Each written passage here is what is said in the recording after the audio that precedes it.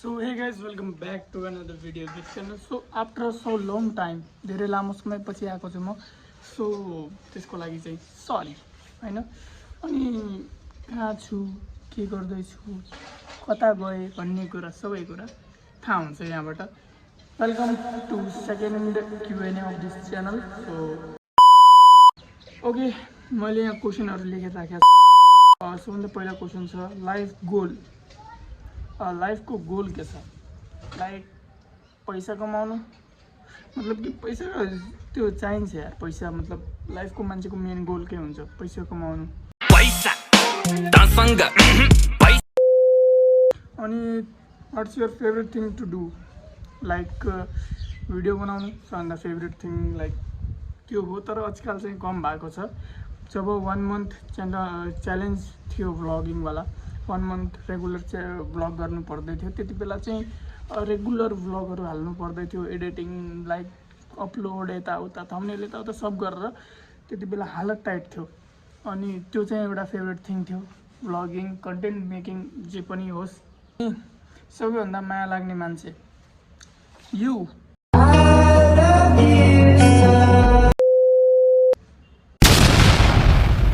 Family, obviously family. किनभने सबैलाई माया त तिनीहरुकै लाग्ने हो नि. फ्यामिली नै सबभन्दा बढी माया लाग्छ. Thoughts on Gen Z protest. Gen Z को प्रोटेस्टमा के छ मेरो विचार?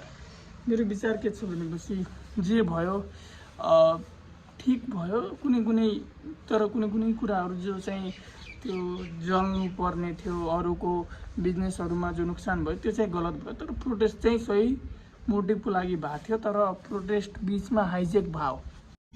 उनीलाई मन पर्ने मानिस, मलाई सबभन्दा मन पर्ने मानिस एउटा ब्रदर छ. त्यो चाहिँ मलाई एकदम cousin brother. He is like my brother from another mother भने जस्तै हो. सो हि इज लाइक सबभन्दा मन पर्ने. Okay,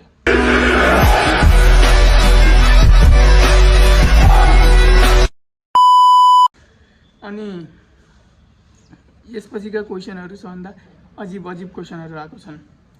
Who is your crush? देख कैसा खुश हो रहा. क्रश भन्दाखेरि चाहिँ सबभन्दा खतरे क्रश लागेको भनेको कोही छैन.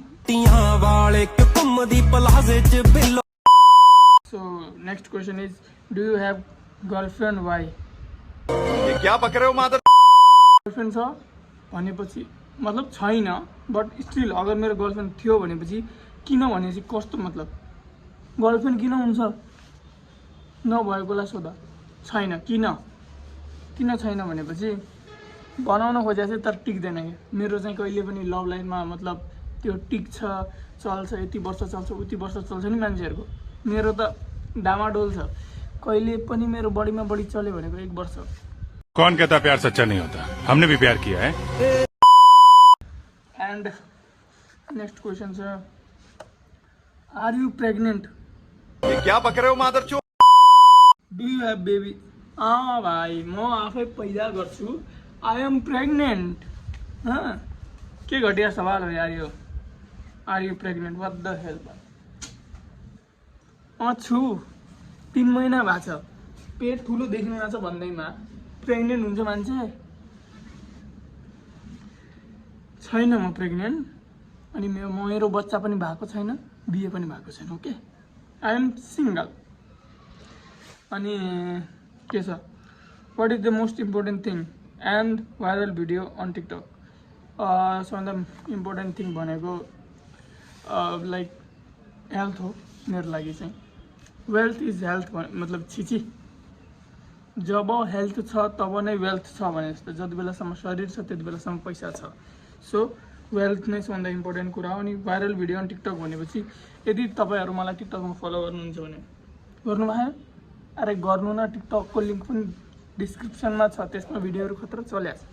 त्यसमा एउटा भिडियो छ जसमा एउटा केटी, यो फोटो जो देख्नु हुँदैछ त्यो केटी चाहिँ सँगको भिडियो चाहिँ भाइरल भएको थियो. अनि त्यसपछि एउटा अर्को भिडियो पनि भाइरल भएको थियो. If you are guys interested तल टिकटकको लिंक छ, go and check it out. Follow पनि गर्नुस्.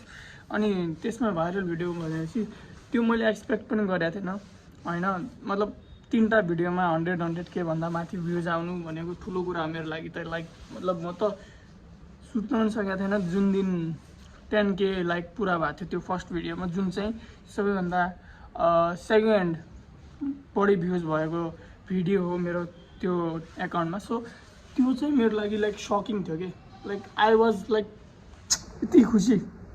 तर अहिले बताउन सक्दैन किनभने धेरै टाइम भइहाल्यो नि त।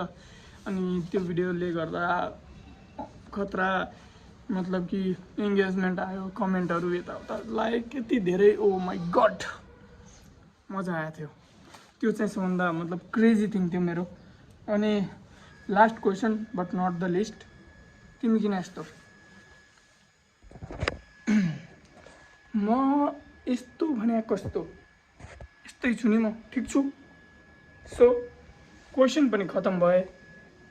And guys bye bye, thanks for watching, love you all, अनि किप सपोर्टिङ, किप गोइङ।